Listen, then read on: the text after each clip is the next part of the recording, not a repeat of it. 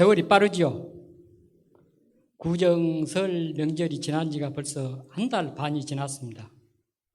저는 3년 만에 코로나로 인해서 만나지 못했던 아버님과 형제들을 만나서 설 명절 같은 시간을 오래간만에 보냈습니다.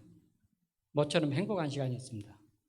여러분들께서도 행복한 시간을 보내셨을 것이라고 생각을 합니다.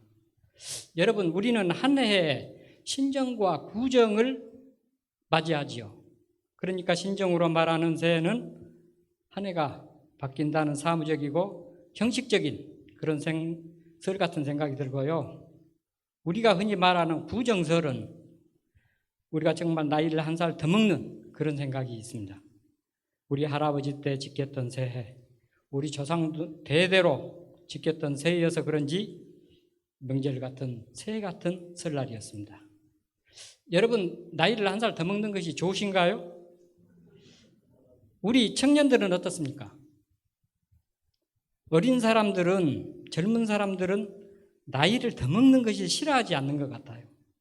왜냐하면 빨리빨리 어른이 되어야 뭔가 자기가 할 수 있는 일을 하고, 청년들은 예쁜 아가씨 만나서 결혼도 하고 좋은 일이 많아서 그런 것 같고, 우리들 50, 60이 넘어간 사람들은 늙어가는 것에 대한, 어떻게 보면 죽을 날이 가까워지는 것에 대한 두려움 때문인지 나이 한 살 더 먹는 것을 좋아하는 어른은 보질 못했습니다. 서유석이라는 가수가 있습니다. 제가 젊었을 때 들었던 기억이 나는데 여러분도 한 번쯤 들어봤을 것이라고 생각을 합니다. 서유석이라는 가수 노래 이런 가사로 시작이 됩니다. 가는 세월 그 누가 잡을 수가 있나요? 흘러가는 시냇물을 막을 수가 있나요? 여러분, 세월, 시간이라는 것은 어디서 시작해서 어디까지 흘러갈까요? 한번 생각해 보셨나요? 사실 이것은 아무도 모릅니다. 분명한 것은 세월은 흘러간다는 것입니다. 2023년도에도 벌써 2달이 흘렀습니다. 흘러간다는 것. 그 다음에 분명한 것은 우리는 60평생, 70평생 혹은 100살 이렇게 살지만은 그 장고하고 유고한 세월 속에서 극히 한 토막을 살아간다는 것입니다. 극히 한 부분. 우리 저 앞에 무등산이 보이죠? 거기에는 서석대, 입석대가 있습니다. 그런데 우리 할아버지, 증조할아버지, 고조할아버지도 보았던 산이고 풍경입니다. 그런데 여전히 되물려와서 우리도 여전히 봅니다. 아마 우리 후손들도 또 보게 될 것입니다. 이렇게 한 토막을 살아가는 짧은 인생이지만은 인생을 살아가는데 어떤 사람은 순탄하게 살아가는 사람이 있어요. 그러면 여기 보면 앞이 순할 순자, 행할 행자, 물 흐르듯 이렇게 순방향으로 흐른다는 것이고, 어떤 사람은 이렇게 살아야 하는데 이렇게 살지 못하고 거꾸로 살아가는 것 같은 힘들게 살아가는 사람들이 있습니다. 그것을 역행 그렇게 이야기합니다. 필리핀에 가면은 팍상한 폭포라고 하는 폭포가 있습니다.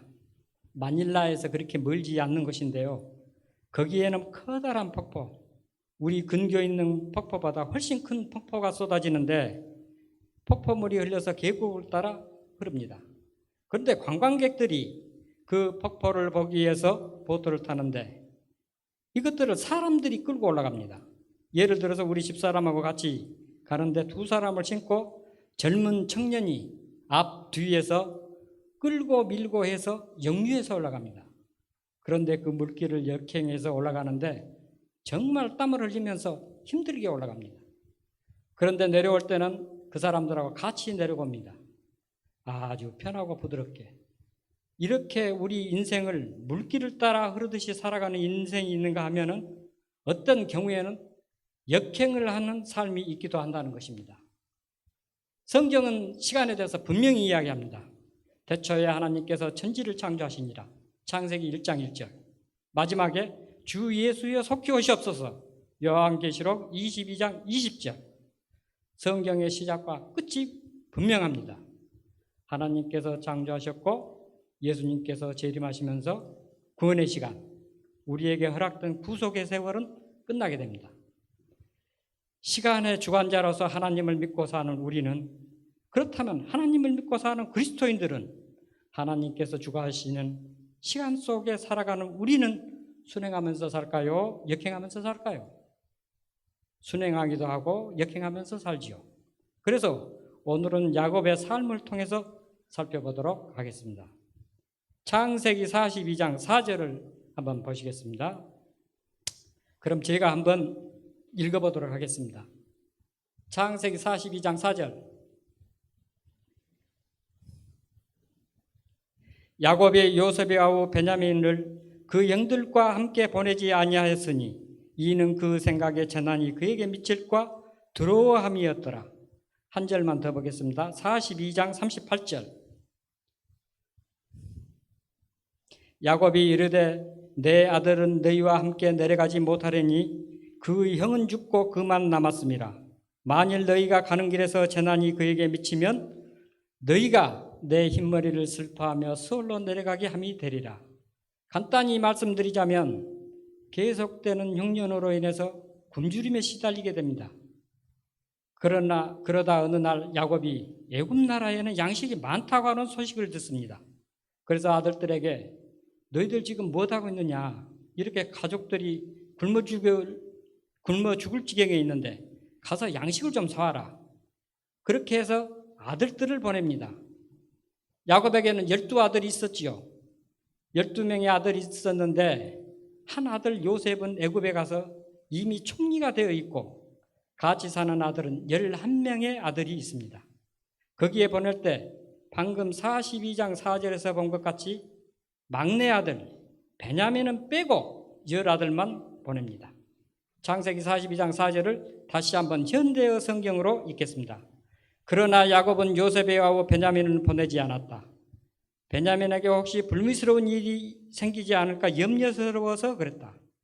이 당시 베냐민은 초등학교 다니는 어린아이가 아니고 최소한 34살 된 장년이었습니다.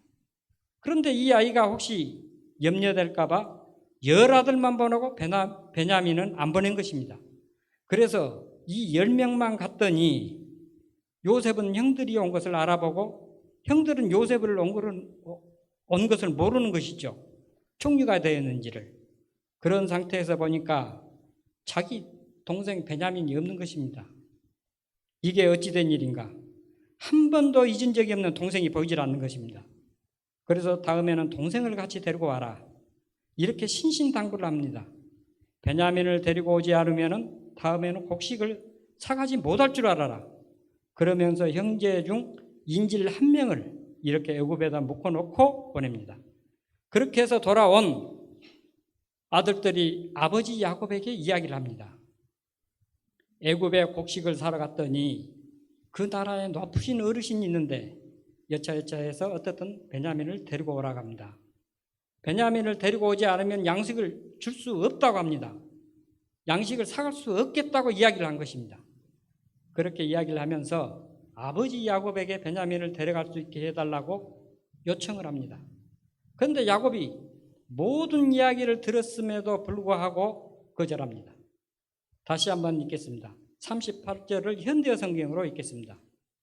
그러나 야곱은 거절하였다. 안 된다. 그것만은 안 돼. 그 아이를 너희와 함께 보낼 수는 없다. 그 아이는 형도 이미 죽지 않았더냐. 그런데 하나밖에 안 남은 그 아이마저 죽는다면 어쩌란 말이냐. 내가 벌써 이렇게 늙지 않았느냐. 이 아이마저 죽는다면 나는 슬픔을 지고 서울로 내려갈지 모를 일이다. 절대 안 된다는 것입니다. 여러분, 아까 애굽에 다녀온 곡식을 구하기 위해서 애굽에 다녀온 9아들 있죠. 10명이 갔지만 1명은 잡혀 있으니까 9아들이 자세히 보고했다고 했습니다. 어떤 내용까지 보고했냐면 요셉이 형들에게 그렇게 험하게 하지 않았습니다. 뭐라고 얘기했냐면 가족들의 안부를 자세히 물어봤고 또 굶주릴 것을 생각해서 처음에는 9명을 묶어놓고 1명만 보내려고 했다가 1명만 놔두고 9명을 보내서 식구들 굶주림을 해결해라. 그렇게 이야기를 했고 애굽에서 가나안까지 가는 길은 10일 정도 걸렸다고 합니다.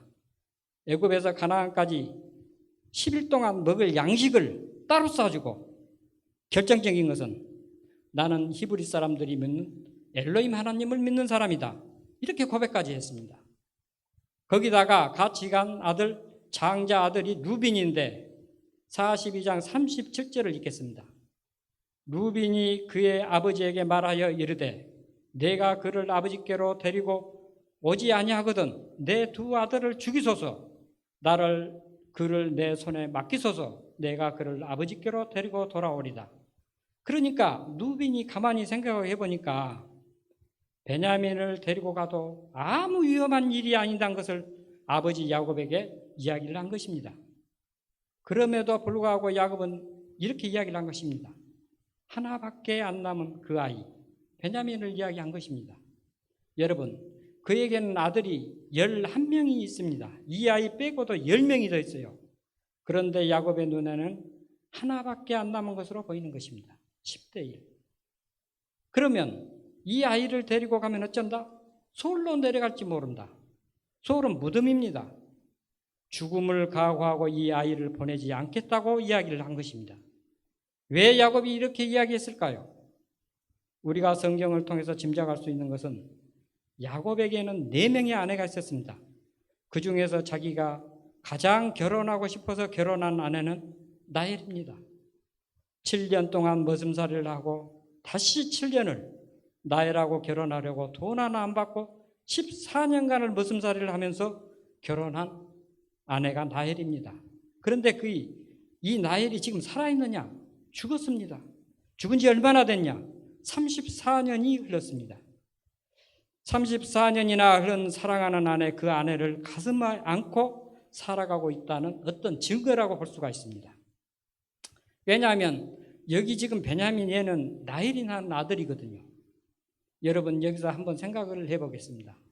야곱이 라헬을 사랑하는 흔적으로서 베냐민이 있는 거잖아요. 사랑해서 낳은 아들이니까. 그래서 야곱의 입장에서 사랑하는 아내 흔적을 옆에 두고 싶은데 이 아이를 형들에게 따라서 다시 곡식을 사기 위해서 애굽으로 보내는 것이 나을까요? 보내지 않는 것이 나을까요? 어떻게 생각하십니까? 베냐민을 애굽으로 보내는 것이 순행입니까? 보내지 않는 것이 순행입니까?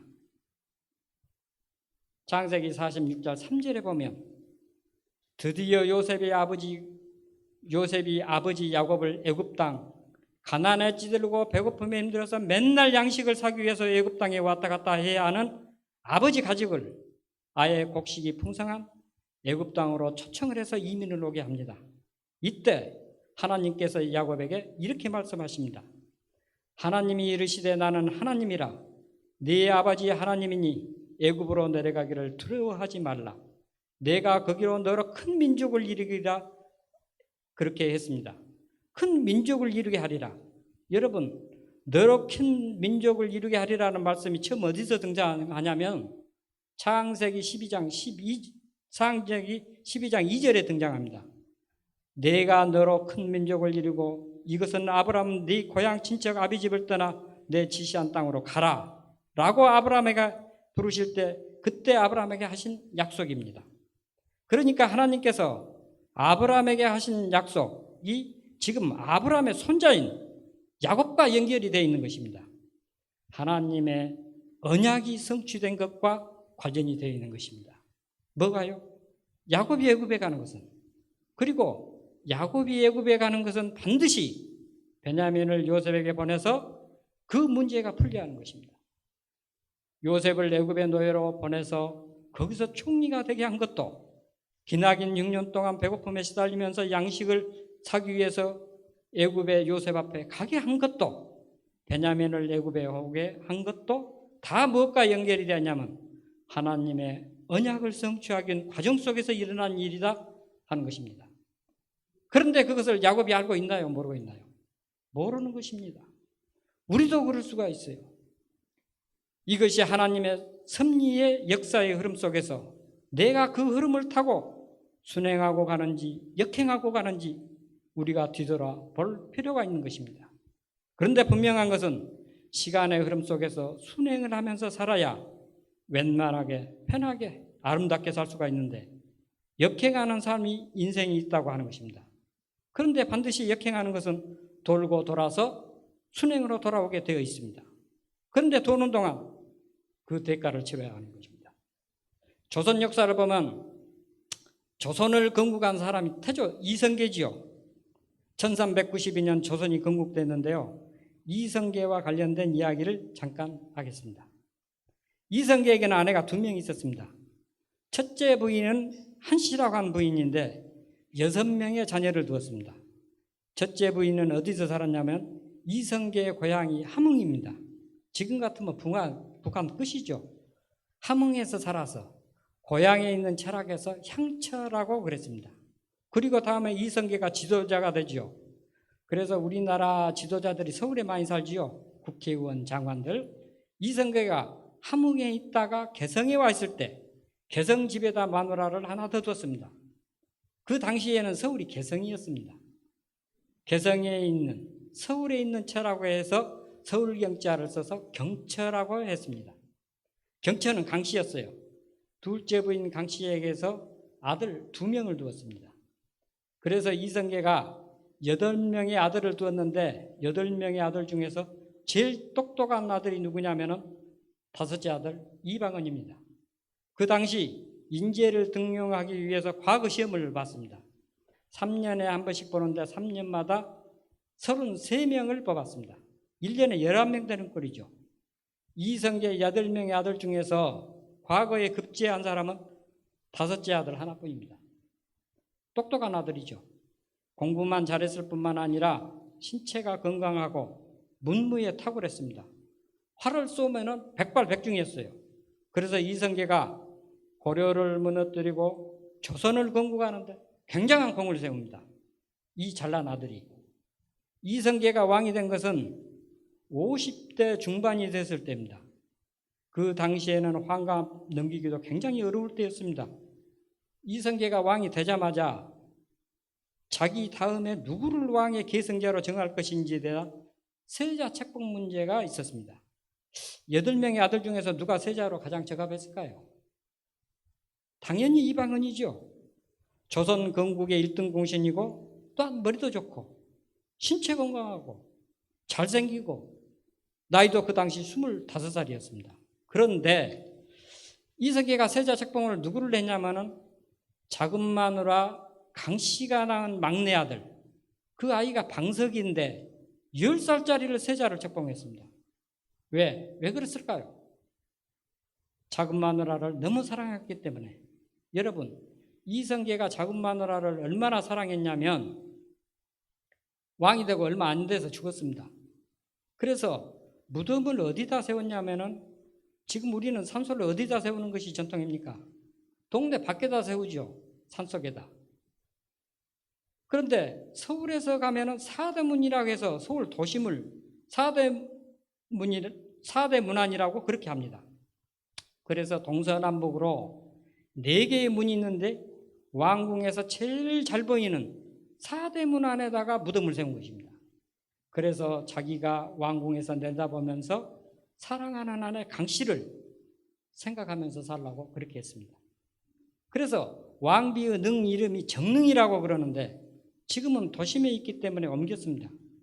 그런데 그 흔적을 살리기 위해서 정동이라는 동네가 있어요. MBC 문화방송이 동동에 있습니다. 아주 도심에 있습니다. 그 정도로 마누라 강씨를 사랑했는데 이 강씨가 베갯머리 송사를 한 것입니다. 여보, 우리 방석이가 뭐 총명하고 똑똑하고 어쩌고 저쩌고 그래가지고 방석이를 세자로 된 것입니다. 이것이 순행입니까? 역행입니까? 10살짜리 꼬마 아이를 세자로 책봉해서 다음 왕이라고 해놓은 것입니다. 그래서 일어난 것이 왕자의 난입니다. 그래서 이방원에 의해서 얼마나 많은 사람들이 죽었는지 모릅니다. 피바다가 됐습니다. 여러분, 순행해서 사는 인생이야지 역행해서 살면은 반드시 순행으로 돌아오는데 그것이 섭리인데 많은 대가를 치릅니다. 지도자가 역행을 하면 역사가 거꾸로 오르는 것입니다.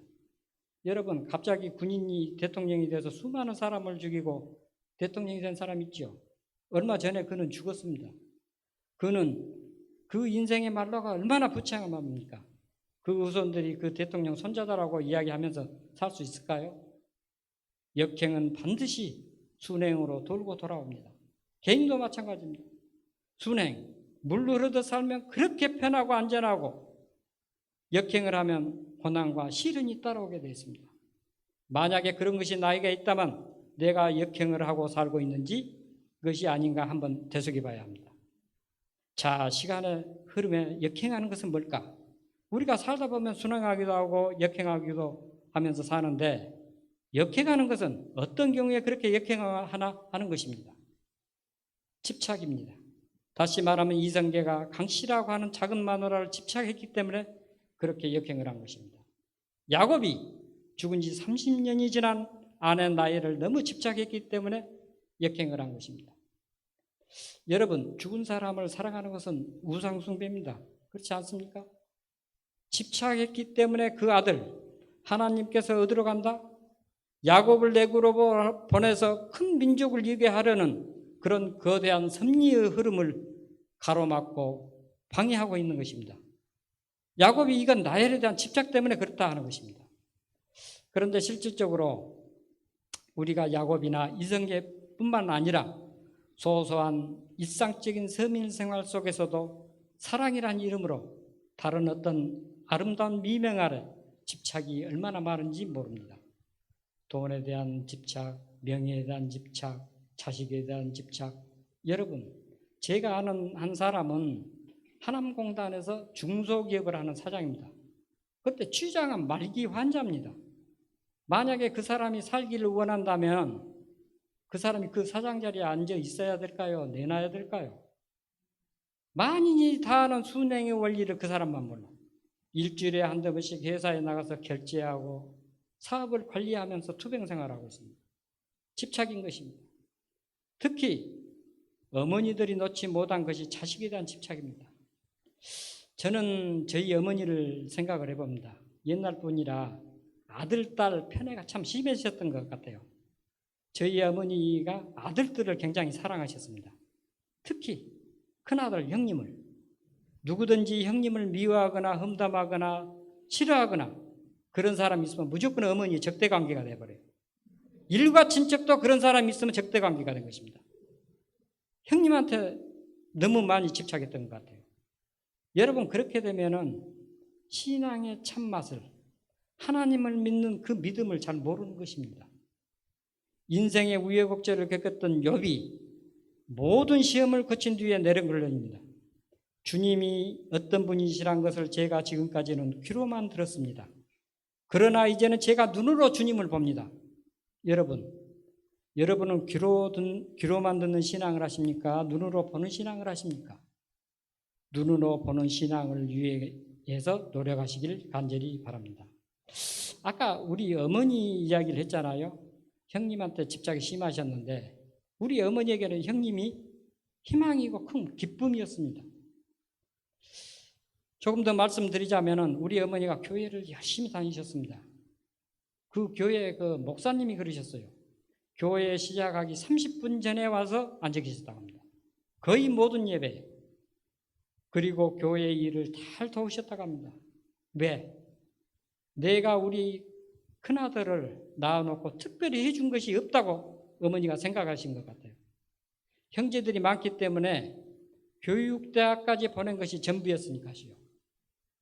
근데 형님이 혼자 힘으로 서울에 가서 대학을 다시 가고 대학원을 가고 교수가 되고 총장이 되고 그렇게 해서 해준 것도 없는데 그 아들을 위해서 이거라도 힘이 돼야겠다.